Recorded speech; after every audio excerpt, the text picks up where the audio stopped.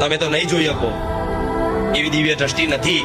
પણ હું માતા જોઉં છું કે મારો ભગવાન મારી ગાદીએ બિરાજમાન છે, મારા મહાદેવ મારા ગાદીએ બિરાજમાન છે. હું માતા તો છું, અમે ધજા પર હનુમાનજી બિરાજમાન છે. દેખાય છે કોઈ? એટલે તો ઘણા ધજાની હોમે વચ્ચે ઉભા નહીં રહેવા દેતી. અહીંથી સાઈડમાં ઉભા રહો. હનુમાન જેવો જો દેખાશે તમને? નહીં દેખાય. પણ વિશ્વાસ કરો, રામનું નામ લો છો તો હનુમાનજી રક્ષા કરે મારી ગાદી. અને આ સત્ય છે. તો શું રામનું નામ લેશો તો તમારા ઘરની રક્ષા નહીં કરે મારો હનુમાનજી? તમારી રક્ષા નહીં કરે? આ ભૂતો પ્રેતો થી, આ ડાકણો ચૂડેલો થી તમને ડર લાગતો એનાથી રક્ષા નહીં કરે? કરશે ને? તો શંકા કાઢી નાખવી પડે. શું શંકા કાઢી નાખવી પડે તમામ.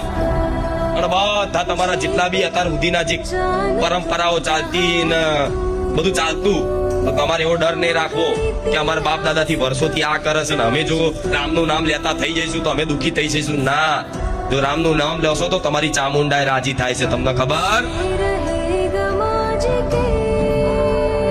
ચામુંડ ગણો, હરસિદ્ધિ ગણો કે બહુચર ગણો, આશાપુરા ગણો, બધી આદ્ય શક્તિ છે ને.